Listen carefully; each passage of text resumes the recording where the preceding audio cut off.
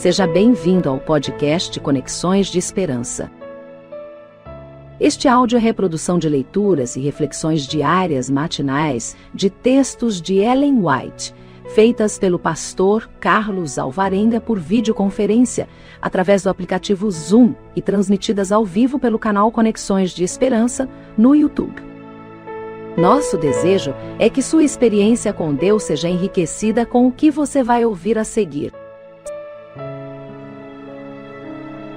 Nesse dia, as nossas considerações estão baseadas no capítulo 7 do livro Atos dos Apóstolos. Lá está escrito assim: ao proclamarem os discípulos as verdades do Evangelho em Jerusalém, Deus confirmou suas palavras e uma multidão creu. Muitos desses primeiros crentes foram imediatamente separados da família e dos amigos, pelo zeloso fanatismo dos judeus, sendo, portanto, necessário prover-lhes alimento e abrigo. O relato declara: não havia, pois, entre eles necessitado algum, e diz como as necessidades eram supridas. Aqueles dentre os crentes que tinham dinheiro e bens, alegremente sacrificavam-nos para socorrer na emergência. Vendendo suas casas ou suas terras, eles levavam o dinheiro e o depositavam aos pés dos apóstolos, e repartia-se para cada um, segundo a necessidade que cada um tinha. Essa liberalidade da parte dos crentes foi o resultado do derramamento do Espírito. Era o coração e a alma dos conversos ao Evangelho. Seu amor aos irmãos e à causa era maior do que o amor ao dinheiro e às posses. Contraste flagrante com o exemplo de generosidade manifestada pelos crentes foi a conduta de Ananias e Safira. Sob a direta influência do Espírito de Deus, haviam feito o voto de dar ao Senhor o produto da venda de certa propriedade. Depois, ofenderam o Espírito Santo, cedendo a sentimentos de cobiça.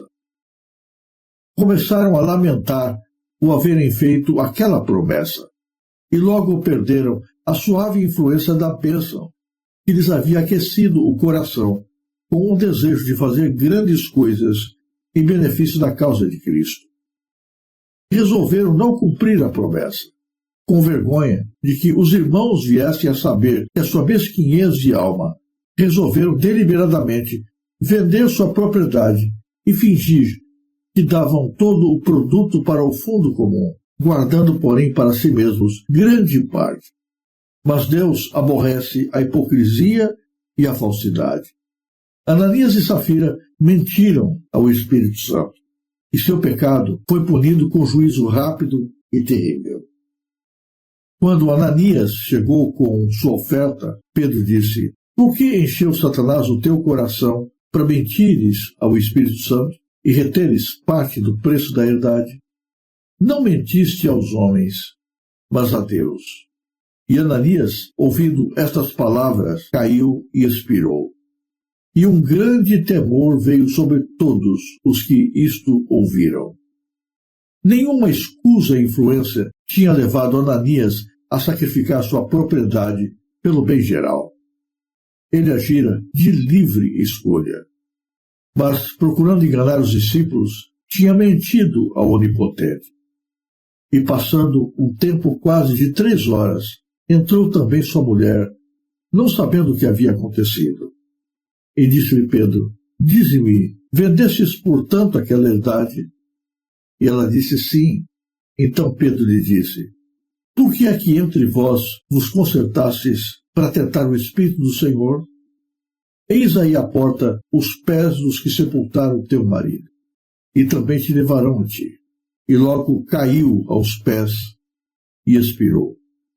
E houve um grande temor em toda a igreja. A infinita sabedoria viu que essa evidente manifestação de ira divina era necessária para impedir que a jovem igreja se desmoralizasse. A igreja teria corrido perigo se no rápido aumento de conversos fossem acrescentados homens e mulheres que, embora professassem servir a Deus, adoravam a Mamon. Esse juízo testificou que os homens não podem enganar a Deus, que Ele descobre o pecado oculto do coração e não se deixa escarnecer. Não apenas para a igreja primitiva, mas para todas as gerações futuras. Esse exemplo de como Deus aborrece a cobiça, a fraude, a hipocrisia, foi dado como um sinal de perigo. Foi a cobiça que Ananias e Safira tinham acariciado em primeiro lugar, o desejo de reter para si a parte que haviam prometido ao Senhor, que levou-os à fraude e à hipocrisia. Do severo castigo, aquelas pessoas, quer Deus que aprendamos também quão profunda é sua aversão e desprezo por toda a hipocrisia e engano. Simulando haverem dado tudo, Ananias e Safira mentiram ao Espírito Santo e, como resultado, perderam essa vida e a vida futura. O mesmo Deus que os puniu condena hoje toda a falsidade. Lábios mentirosos são-lhe uma abominação.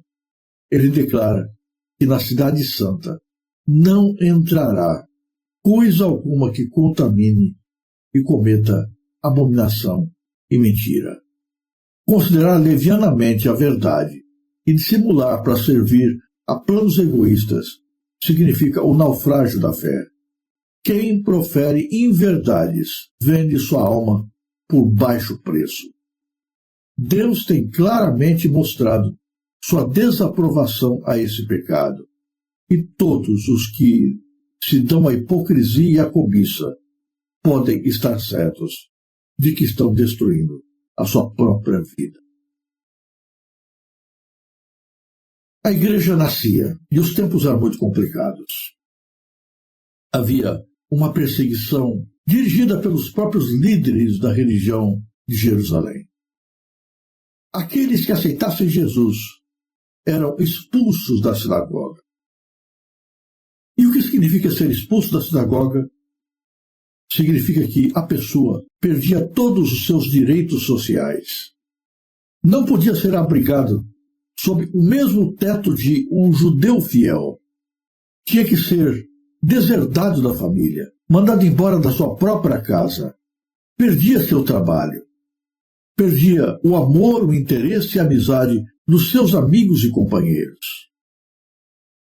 Como era grande o número dos que criam, consequentemente, era grande também o caos social. Muitos, ao aceitarem Jesus, perderam todos os bens, todos os recursos, todos os meios que esse mundo oferece. Mas é surpreendente que o livro de Atos dos Apóstolos nos diz que ninguém padecia necessidade da igreja, a despeito da provação que enfrentavam. E como é que isso se dava? Por uma razão muito simples, porque a igreja cheia do Espírito Santo abriu o seu coração em generosidade, e aqueles que podiam contribuíam do modo que lhes era disponível para prover meios para ajudar aqueles que precisavam. E assim, com a generosidade dos membros da igreja, a pobreza foi eliminada dos seus meios. Ninguém passava fome. Todos tinham as suas necessidades acudidas e satisfeitas. E ninguém tornou-se mais pobre com isso. Antes, ao agir assim, cada um recebia também a bênção de Deus, que multiplicava as suas posses de tal maneira que nada lhes faltava.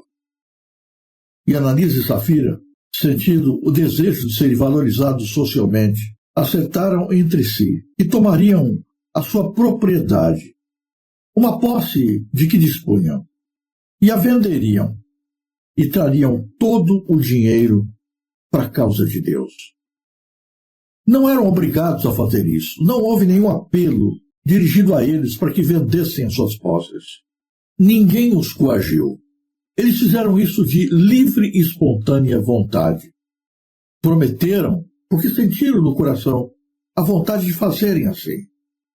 E com o dinheiro em mãos, olhando para o seu volume, para o seu montante, sentiram-se arrependidos do voto que haviam estabelecido com Deus. Sentiram tristeza. Então, combinaram mentir para o Espírito Santo. Vejam a loucura do pensamento humano. A gente que pensa que pode enganar a Deus. Deus conhece toda a nossa realidade. Ele sabe de cada detalhe da nossa vida. Ele sabe de cada pensamento da nossa mente, de cada sentimento do nosso coração. Você pode enganar os seus amigos, a sua família. Pode enganar-se, inclusive a si mesmo, mas não pode enganar a Deus. Deus tudo vê. Deus tudo sabe. Portanto, não encontre desculpas para justificar seu pecado. Deus sabe tudo. Ele sabe de toda a sua realidade. Não tente nunca enganar a Deus. Teria sido muito melhor se eles tivessem chegado aos apóstolos e tivessem dito para eles: olha, nós prometemos doar o dinheiro da venda da propriedade para a igreja, mas nos precipitamos da promessa e nos arrependemos daquilo que havíamos dito. Então nós estamos voltando atrás daquilo que prometemos. Mas que tivessem feito isso de maneira aberta. Só que fazer isso significava desprestígio social. E era tudo o que eles não queriam. E, portanto, decidiram enganar a igreja, enganar os líderes da igreja, enganar a Deus. Hoje há muitas pessoas que em muitas coisas estão vivendo tentando enganar a igreja, enganar os líderes da igreja, enganar a Deus. Vivem uma vida dúbia, uma vida não convertida, não consagrada, uma vida de pecados acariciados, uma vida que não honra necessariamente o nome do Criador, mas mantém isso em segredo, de maneira escondida. Na frente dos outros, mantém uma aparência de piedade, de santidade. Sobem ao púlpito, pregam, falam bonito, falam de santidade, falam de uma vida de honestidade, falam de castidade, falam de pureza, quando o seu coração está cheio de engano, cobiça, sensualidade, adultério, materialismo. Acham que estão enganando a Deus, mas a Deus ninguém engana.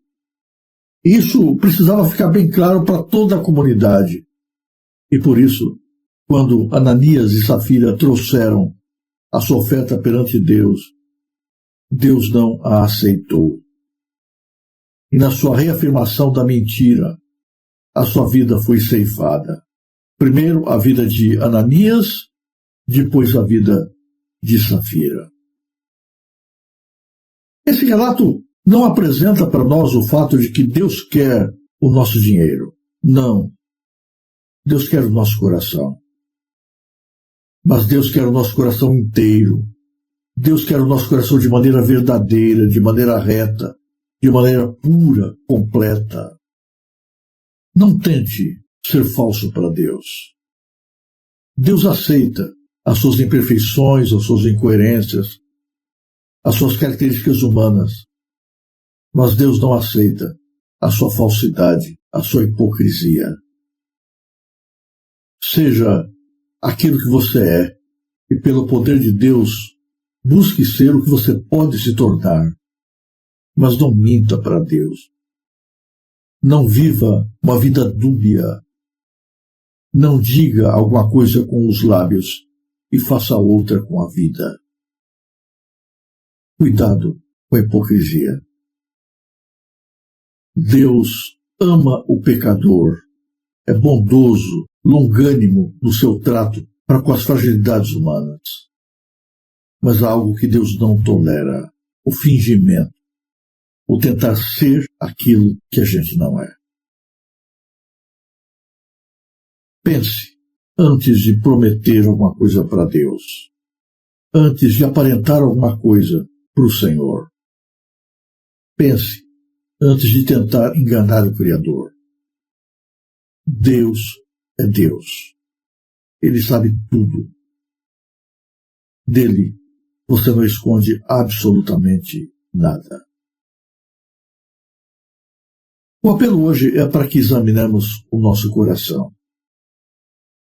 Será que, de alguma maneira, nós estamos alimentando também, em algum aspecto, a hipocrisia em nossa vida? Será que nós estamos vivendo uma vida de duas caras?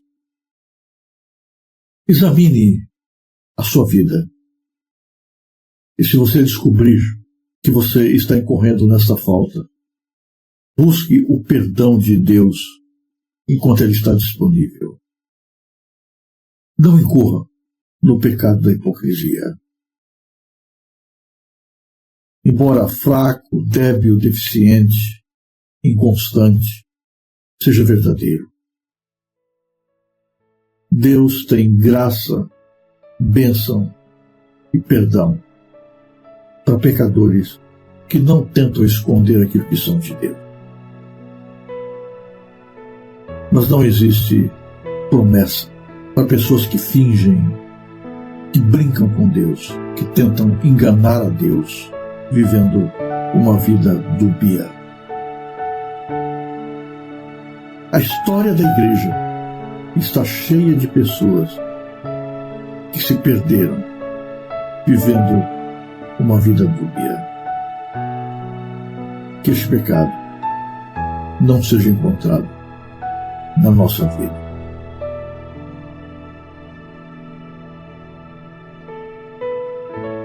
Se você apreciou este áudio, inscreva-se no canal para continuar conosco nesta jornada de crescimento espiritual. E se puder, não se esqueça de compartilhar com outras pessoas.